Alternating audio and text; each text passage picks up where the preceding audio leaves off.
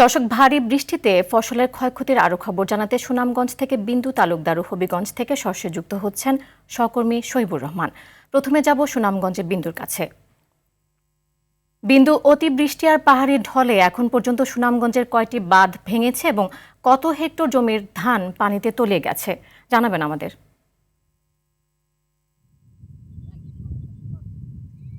ধন্যবাদ নীরা। যেমনটা বলছিলেন, বৈশাখের শুরু থেকেই সুনামগঞ্জে আসলে টানা বৃষ্টিপাত ছিল, পাহাড়ি ডোল ছিল, নদ নদীর পানি বৃদ্ধি পেয়েছে, পাশাপাশি হাওরের পানি বৃদ্ধি পেয়েছে।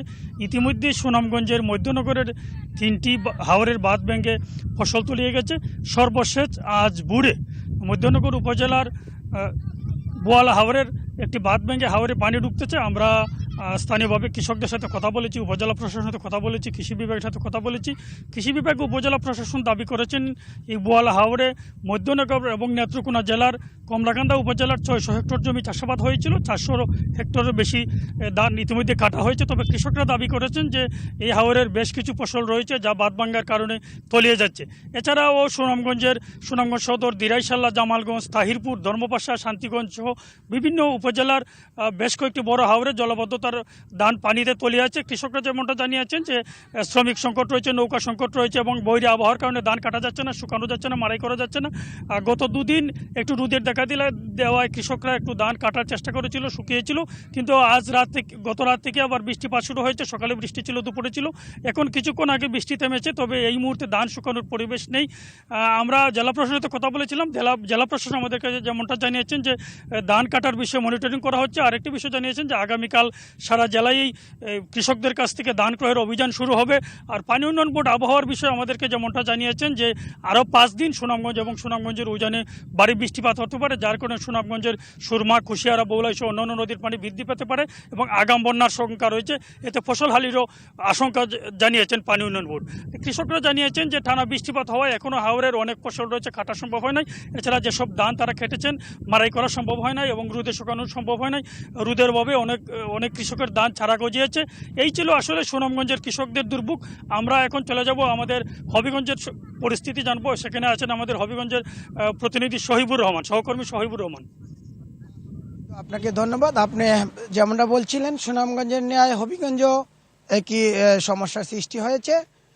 হবিগঞ্জে কৃষি বিভাগের তথ্য অনুযায়ী এই পর্যন্ত প্রায় 11,000-এরও বেশি হেক্টর জমি পানির তলিয়ে গেছে। আমি আপনাকে দেখানোর চেষ্টা করছি যে হবিগঞ্জের যে হাওরগুলো রয়েছে সেই বেশিরভাগ হাওরই কিন্তু বৃষ্টির জলবদ্ধতার কারণেই কিন্তু মূলত পানির নিচে ধান তলিয়ে আছে। অনেক কষ্ট করে কিন্তু কৃষকরা পানির নিচ থেকে ধান কাটার চেষ্টা করছেন। চেষ্টা করলেও কিন্তু কৃষকরা যে অভিযোগ করছিলেন যে শ্রমিক সংকটের কারণে কিন্তু তারা তাদের যে কাঙ্ক্ষিত ধান কাটার যে ফসল সেটা তারা উদ্ধার করতে পারছেন না, এমন একটা অভিযোগ করছিলেন। গতকালকে বলেছিলাম যে হবিগঞ্জ জেলা প্রশাসন বলছে যে বিভিন্ন এলাকা থেকে শ্রমিক সহ ইটভাটা এবং বালু মহালের শ্রমিক দিয়ে কৃষকদেরকে সহযোগিতা করবেন, কিন্তু বাস্তবে কিন্তু কৃষক সে পরিমাণ কোনো সহযোগিতা পাচ্ছেন না। তারা নিজেরাই নিজেদের যে জমিগুলা কাটার মতো ধান সেগুলা কাটছেন।